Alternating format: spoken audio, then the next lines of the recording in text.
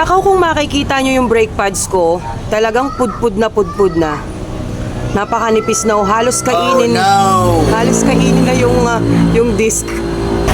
Naalala nyo ba yung part 1 ng video na in-upload ko? Kahapon yata yun. Yes. Ngayon, ito yung part 2 ng continuation ng video ko. Nung aalis dapat ako, tapos pupuntahan ako, nga lang, nasiraan ako sa daan. Tapos sinabi ko sa inyo, di ba, na ang nagkaroon sa akin ng problema, yung preno ko. So ngayon, ipapakita ko naman sa inyo kung paano ko siya sirain. Charot. Joke lang. Siyempre, aayusin natin. Kaya papalitan na po natin siya ng brake pad. Ito po yung brake pad na nabili natin from MK Motospot. Ayan. Kukunin na nga po natin yung mga gamit na gagamitin natin sa pagpapalit ng brake pads. Kailangan natin ng Allen wrench. Ayan. Siyempre, kailangan din natin ng screwdriver, flat screw, T-wrench. Ayan, ito po. 10mm. Kailangan din natin ng maliit na long nose. Cute na long nose. At dito nga sa part na to, napagpasyahan ko na mag voice over na lang. Huwag kang ano dyan ha, pala decision ka sa buhay ko. Napakaingay kasi ng mga sasakyan, kaya mag voice over na lang tayo. Mas malinaw at mas klaro. At sinimulan ko na nga tanggalin yung upuan ng back ride na pang asawa lang o pang jowa. Bawal sa kabit. Ha! At inikot-ikot ko na rin yung turnilyo na katulad ng pagpapaikot mo sa buhay ko. Nung matanggal ko na nga ay itinabi ko ng maigi sa lugar na maaalala ko at may numbering pa yan dahil kung minsan yung binaklas ko di ko na alam kung saan ko ibabalik. At yan pa naman ang ayaw ng mga asawa, jowa, auntie at lola na kung saan mo kinuha dun mo din itabi. Tapos ang ending pag nagbunga nga lalayasan mo. At binuksan ko na nga dyan yung upuan ng rider kung saan kapag ka-traffic maluluto talaga ang itlog.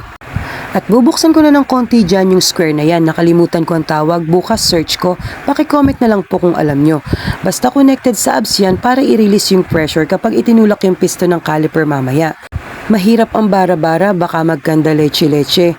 Tapos yung may-ari ng big bike, bumalik sa nagpagawa, mangiyak-ngiyak.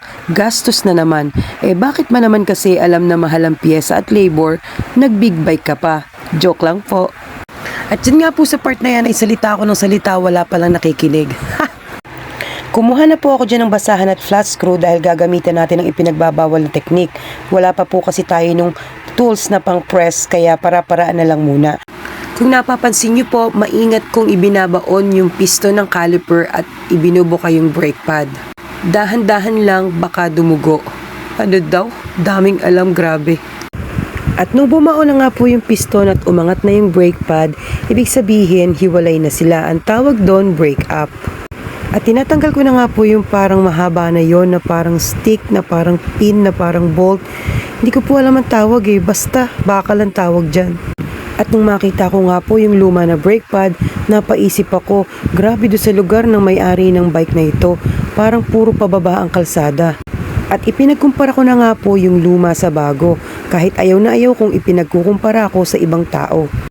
Lintik naman itong video na ito, panay hugot. Pinunas-punasan ko pa yan dyan kuno. Siyempre, linis-linisan para magmukhang pulido. At pagkapunas ko nga ay may inispray ako dyan, hindi lang pinakita sa video. Hindi ko alam kung anong tawag doon, degreaser yata yun.